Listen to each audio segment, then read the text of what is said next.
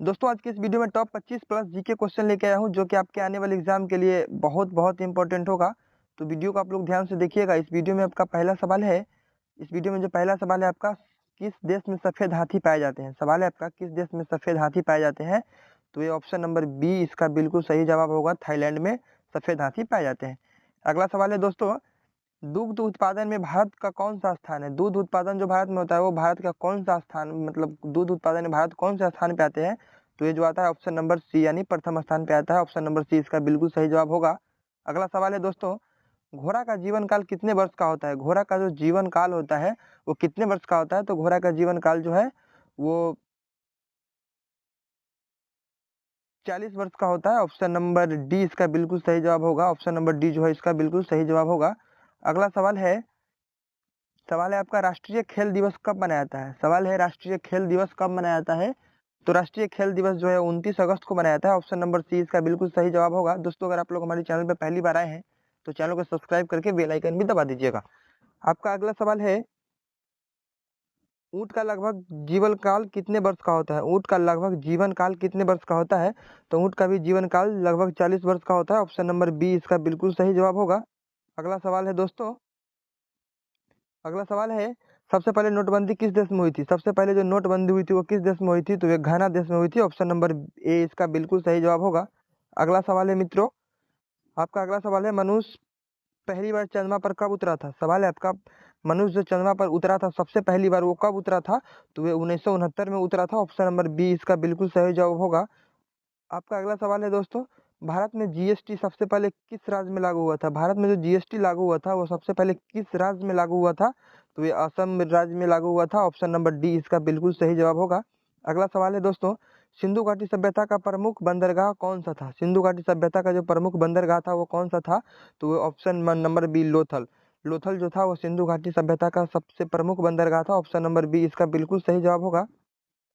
अगला सवाल है दोस्तों, आपका अगला सवाल है, क्लोरोफिल का खनिज घटक क्या है। क्लोरोफिल का जो खनिज घटक है वो क्या है। तो ये जो है वो आयरन होगा। ऑप्शन नंबर बी इसका बिल्कुल सही जवाब होगा। आपका अगला सवाल है दोस्तों, एशिया का पहला मेगा फूड पार्क कहाँ स्थित है। एशिया का जो सबसे पहला मेगा फूड पार्क है वो कहाँ स्थित है। तो ये रांची में स्थित है। ऑप्शन नंबर ए इसका बिल्कुल सही जवाब होगा। अगला सवाल है दोस्तों, सरदार सरोवर बांध किस नदी पर स्थित है। सवाल है आपका, सरदार सरोवर बांध किस नदी पर स्थित है। तो ये जो है वो नर्मदा नदी पर स्थित है। ऑप्शन नंबर सी इसका बिल्कुल सही जवाब होगा। अगला सवाल है, किस मुगल सम्राट को ज्योतिष में विशेष रुचि थी। किस मुगल सम्राट जो थे उनको ज्योतिष में विशेष रुचि थी, विशेष रुचि रखते थे, वो थे हुमायूं। ऑप्शन नंबर बी इसका बिल्कुल सही जवाब होगा। अगला सवाल है, भारत का आइंस्टीन किसे कहा जाता है। सवाल है आपका, भारत का आइंस्टीन किसे कहा जाता है। तो भारत का आइंस्टीन जो कहा जाता है वो नागार्जुन साहब को कहा जाता है। ऑप्शन नंबर बी इसका बिल्कुल सही जवाब होगा। दोस्तों अगर आप लोग चैनल को अभी तक सब्सक्राइब नहीं किए हो तो चैनल को सब्सक्राइब जरूर कर लें ताकि इस तरह का वीडियो आपको रोज रोज देखने को मिलेंगे। अगला सवाल है, सिंधु घाटी सभ्यता में घोड़े का अवशेष कहाँ मिलते थे। सिंधु घाटी सभ्यता में घोड़े का अवशेष कहाँ मिलते हैं। तो ये जो घोड़े का अवशेष मिलते हैं वो सुरकोटदा में मिलते हैं। ऑप्शन नंबर ए इसका बिल्कुल सही जवाब होगा। अगला सवाल है दोस्तों, अगला सवाल है, सिंधु घाटी सभ्यता के लोगों का मुख्य व्यवसाय क्या था। सिंधु घाटी सभ्यता के जो लोग थे उनका मुख्य व्यवसाय क्या था। तो उनका व्यवसाय जो था वो व्यापार था। ऑप्शन नंबर ए इसका बिल्कुल सही जवाब होगा।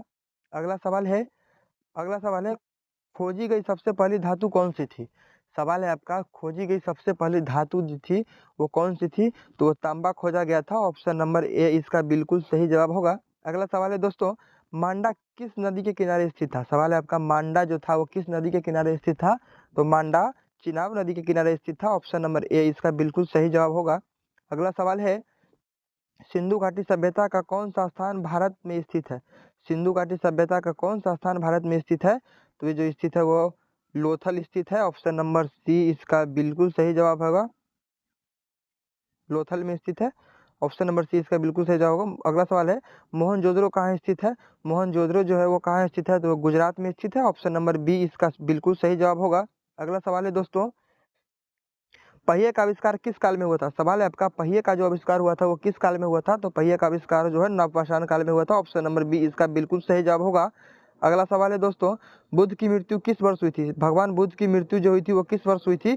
तो 483 ईसा पूर्व पहले हुई थी। ऑप्शन नंबर बी इसका बिल्कुल सही जवाब होगा। अगला सवाल है मित्रों, अगला सवाल है आपका, लॉर्ड महावीर को बौद्ध ग्रंथ में क्या कहा गया है? लॉर्ड महावीर को बौद्ध ग्रंथ में क्या कहा गया है?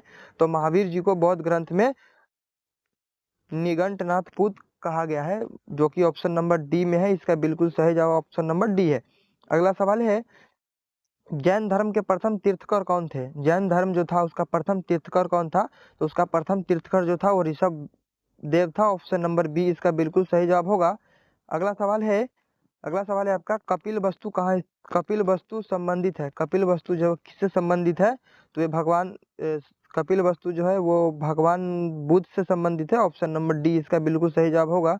दोस्तों आज का वीडियो यहीं तक, और मिलते हैं कल के वीडियो में। अगर आप लोग हमारे चैनल पे पहली बार आए हैं तो चैनल को सब्सक्राइब करके बेल आइकन भी दबा दीजिएगा। धन्यवाद, मिलते हैं अगले वीडियो में।